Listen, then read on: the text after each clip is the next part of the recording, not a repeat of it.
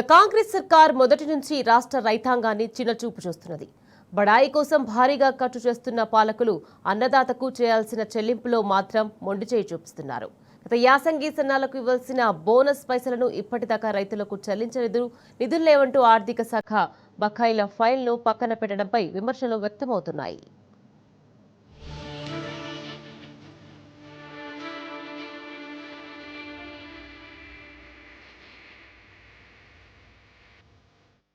గత యాసంగి సన్నాల బోనస్ పైసలు కాంగ్రెస్ ప్రభుత్వం ఇప్పటికీ రైతులకు చెల్లించలేదు. అన్నదాతల ధాన్యం అమ్మి 10 నెలలు గడుస్తున్నా పైసలు ఇవ్వక నాంచుతుంది. ఇప్పుడు మళ్లీ యాసంగి నాట్లు మొదలయ్యాయి. మరో 2 నెలలు గడిస్తే పంట కూడా చేతికొస్తుంది.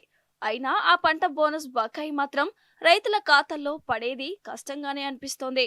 అయితే ప్రస్తుత వానాకాలం సీజన్ బోనస్ పైసల్ని చెల్లించిన సర్కార్ యాసంగికి సంబంధించిన చెల్లింపుల ఊసే తీయకపోవడంతో అన్నదాతలు ఆందోళన చెందుతున్నారు.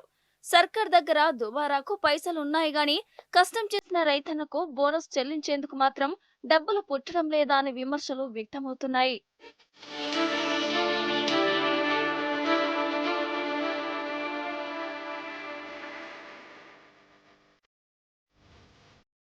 గత యాసంగిలో రేవంత్ సర్కార్ రైతుల నుంచి 74.22 లక్షల టన్నుల ధాన్యం కొనుగోలు చేసింది.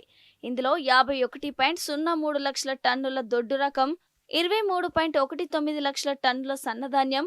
ఇందుకు సంబంధించి 4.09 లక్షల మంది రైతులకు 1159 కోట్ల 64 లక్షల బోనస్ కింద చెల్లించాల్సి ఉన్నా ఇప్పటికీ నయా పైసా ఇవ్వలేదు. నిజానికి మద్దతు ధర డబ్బులను సివిల్ సప్లై కార్పొరేషన్ బ్యాంకుల వద్ద అప్పులు తెచ్చి రైతులకు చెల్లిస్తుండగా బోనస్ మాత్రం ఖజానా నుంచి ఇవ్వాల్సి ఉంటుంది. ఈ నేపథ్యంలో సివిల్ సప్లై అధికారులు సర్కార్కు ఫైల్ పెంపించి చేతులు దులుపుకోగా అది కాస్త ఆర్థిక శాఖలో మూలుగుతున్నట్లు సమాచారం. 10 నెలలు గడుస్తున్నా ఫైలు మంత్రి ముందుకు రాక, సంతకం కాక నిధుల విడుదల జరగకపోవడం గమనార్హం. ఖజానా నిండుకోవడం, బోనస్ చెల్లింపుకు నిధులు పుట్టకపోవడంపై సర్వత్రా విమర్శలు వెల్లువెత్తుతున్నాయి.